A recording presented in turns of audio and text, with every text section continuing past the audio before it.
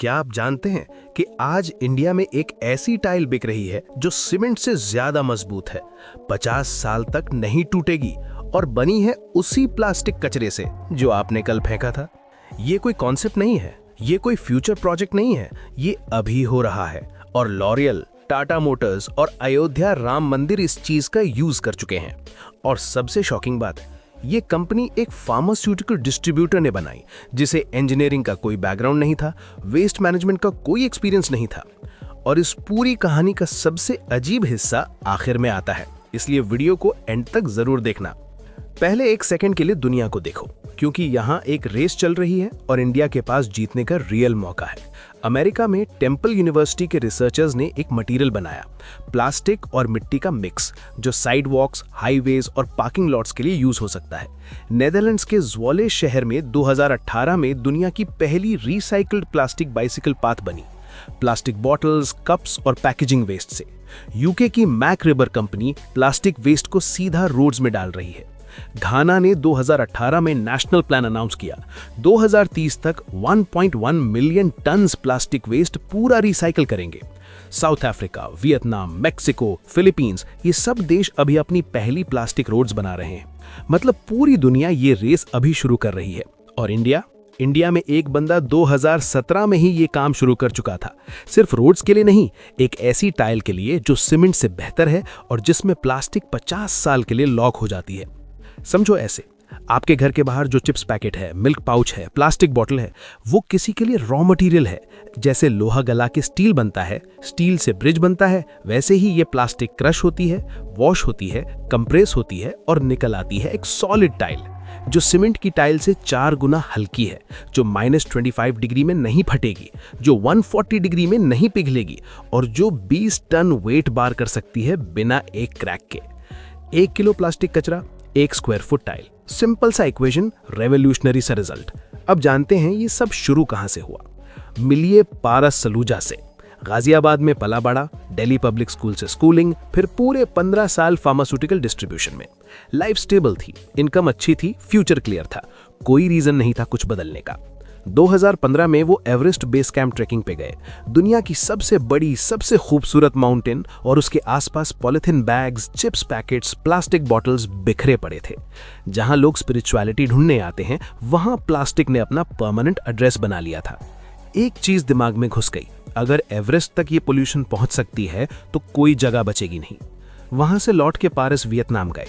Hanoi की रात की मार्केट्स के बाद सुबह स्ट्रीट्स बिल्कुल साफ मिलती थीं।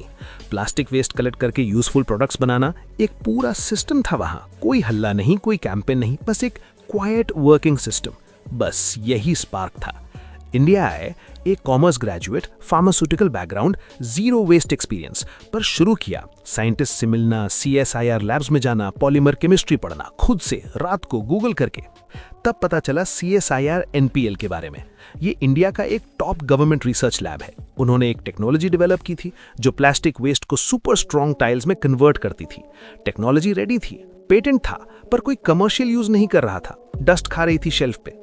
3 जुलाई 2017 को पारस ने उस टेक्नोलॉजी का इंडिया में पहला कमर्शियल लाइसेंस लिया और 24 मई 2017 को Shaina eco unified India private limited incorporate हो चुकी थी, को फाउंडर संदीप नागपाल के साथ, सिर्फ 80 लाख रुपए की स्टार्टिंग इन्वेस्टमेंट के साथ। शाइना मतलब शाइन, इको यूनिफाइड मतलब एक जगह से सब प्रॉब्लम्स का सोल्यूशन। जनवरी 2018 में प्रोडक्शन शुरू हुआ। मशीन थी, फैक्ट्री थी, टीम थी, पर बायर कौन है, यही असली प्रॉब्लम थी। टाइल्स प्लास्टिक की हैं, लोग सुन के दूर हो जाते थे। जैसे कोई मार्बल का घर बनाना चाहता हो और आप उससे कार्डबोर्ड की वॉल सजेस्ट करो और ऊपर से अच्छी quality plastic, bottle caps, toys, chairs के टुकड़े मार्केट में 50 रुपए पर किलो मिलती है। मतलब वेस्ट भी खरीदना पड़ता था। Margin tight, demand slow. एक तरफ कचरा खरीदना, दूसरी तरफ लोग टाइल्स नहीं खरीद रहे। Classic startup trap, product ready but market नहीं। फिर मार्च 2018 में ग्रेटर हैदराबाद म्युनिसिपल कॉर्पोरेशन ने पहला ऑर्डर दिया। हैदराबाद का पहला डॉग पार्क टाइल करने का काम, पहली सरकारी स्टैंप, पहली रियल वैलिडेशन। लेकिन अगस्त 2018 में जो हुआ वो प्योर लक था और एक बड़ी सीख भी। लॉरियल के पुणे फैक्ट्री के एक सप्लायर ने गलती से शाइना का न्यूज़लेटर उनके प्रोक्योरमेंट टीम को भेज दिया। गलती से, एक वंडरफुल एक्सीडेंट, ये लॉरियल के अपने वर्ड्स हैं। उनका रिप्रेजेंटेटिव फैक्ट्री आया, चाइना की टाइल से फैक्ट्री वॉकवे बनवाया और वो टाइल्स लॉरियल के अपने ही प्लास्टिक वेस्ट से बनी थी। सोचिए क्या हुआ यहाँ पे, एक ग्लोबल ब्यूटी ब्रांड अपना कचरा देता है एक इंडियन स्टार्टअप को और वो स्टार्टअप उस कचरे को उन्हीं की बिल्डिंग की फ्लोर बना के वापस दे देता है। लॉरियल का प्लास्टिक, लॉरियल की जमीन, इससे बेटर सर्कुलर इकोनॉमी का एग्जाम्पल क्या होगा। फिर टाटा मोटर्स जमशेदपुर में order, municipal corporation of Gurugram, Himachal Pradesh में चिटकुल के पास रोड पेविंग, अयोध्या राम मंदिर के लिए 60 लाख चिप्स रैपर से डस्टबिन बने, Mumbai, Nashik, multiple smart city projects. सिर्फ 2 साल के अंदर 340 ton plastic waste, 11 lakh tiles बन चुकी थी। बीबीसी ने कवर किया, सीएनबीसी ने फीचर किया, सीएनएन ने स्टोरी चलाई। एक गाजियाबाद का बंदा 80 लाख रुपए से शुरू ग्लोबल मीडिया तक पहुंच गया। अब एक सेकंड के लिए इमेजिन करो, अगर ये स्केल हो जाए पूरे इंडिया में। बैंगलोर ने अकेले 2016 से 2023 के बीच 3000 किलोमीटर की रोड्स प्लास्टिक वेस्ट से बनाई और वो रोड्स रेगुलर रोड से 30% ज्यादा टिकाऊ निकली। ये सिर्फ एक सिटी का काम है। और पूरे इंडिया में अभी 1 लाख किलोमीटर से ज्यादा प्लास्टिक रोड्स ऑलरेडी बनी है, दुनिया में सबसे ज्यादा किसी भी देश से। मतलब इंफ्रास्ट्रक्चर में प्लास्टिक यूज करने का एक्सपीरियंस सबसे ज्यादा हमारा है। टेक्नोलॉजी भी हमारी अपनी है, CSIR NPL का पेटेंट है और इम्प्लीमेंटेशन भी हमने करके दिखाया है। तो फिर वो दिन दूर क्यों है जब हर सरकारी स्कूल का कोर्टयार्ड, हर रेलवे स्टेशन का प्लेटफॉर्म, हर गवर्नमेंट ऑफिस का वॉकवे प्लास्टिक वेस्ट से बना हो। प्लास्टिक जो आज नदी में जा रही है, कल किसी पार्क की फ्लोर बन सकती है। और ये सिर्फ एनवायरनमेंट की बात नहीं है, ये प्योर इकोनॉमिक्स भी है। जर्मनी अपना 99% प्लास्टिक वेस्ट कलेक्ट करता है और उसे रिसोर्स मानता है, बर्डन नहीं। नेदरलैंड्स में प्लास्टिक रोड्स की लाइफ स्पैन रेगुलर रोड से 3 गुना ज्यादा क्लेम की जाती है। अमेरिका में टेम्पल यूनिवर्सिटी वाले प्लास्टिक को रोड मटेरियल में कन्वर्ट करने के एक्सपेरिमेंट्स कर रहे हैं। 2024 में भी फंडिंग आ रही है उस रिसर्च को। हमारा इंडिया का climate, monsoon, extreme heat, extreme cold, इन सब कंडीशंस के लिए plastic tiles actually better perform करती हैं सीमेंट से, क्योंकि ये मटेरियल एक्सपैंड नहीं करती, क्रैक नहीं करती, पानी अब्सॉर्ब नहीं करती। लेकिन एक चीज है जो अभी भी पारस को रात को जगाते रहती है। लोग अभी भी कहते हैं घर एक बार बनता है, मार्बल चाहिए, सिरामिक चाहिए, प्लास्टिक की टाइल क्यों लगाएं। माइंडसेट का गैप अभी फिल नहीं हुआ।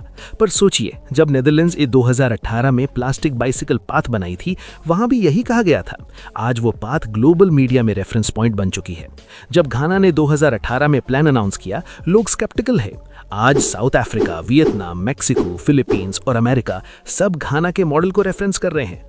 प्लास्टिक रोड्स टेक्नोलॉजी अब 32 देशों में ट्रैक्शन गेन कर चुकी है। इंडिया का टर्न है, सिर्फ रोड्स के लिए नहीं बल्कि बिल्डिंग्स के लिए, टाइल्स के लिए, पूरे इंफ्रास्ट्रक्चर के लिए। और टेक्नोलॉजी ऑलरेडी यहाँ है, किसी फॉरेन कोलैबोरेशन का वेट नहीं करना। और यही इस पूरी कहानी का सबसे इंपॉर्टेंट पॉइंट है। हम अक्सर सोचते हैं कि एनवायरनमेंट प्रॉब्लम्स इतनी बड़ी हैं कि इंडिविजुअल लेवल पर कुछ नहीं होता है। पर पारस सलूजा एक फार्मा डिस्ट्रीब्यूटर था जिसने एवरेस्ट बेस कैंप पे प्लास्टिक देखा, वियतनाम में एक सिस्टम देखा और इंडिया आके CSIR के एक डस्ट खा रहे पेटेंट को कंपनी में बदल दिया। लॉरियल को क्लाइंट बनाया, टाटा को क्लाइंट बनाया, राम मंदिर तक पहुंचा। अगली बार जब आप कोई पैकेजिंग फेंकें, याद रखें कि कोई उसे टाइल बना सकता है, कोई उसे रोड बना सकता है, कोई उसे 50 साल का इंफ्रास्ट्रक्चर बना सकता है। अगर आपको ऐसे रियल फैक्ट बेस्ड स्टोरीज पसंद है जो दिमाग और जिंदगी दोनों बदल दे, तो चैनल को सब्सक्राइब जरूर करें। Thank you ji.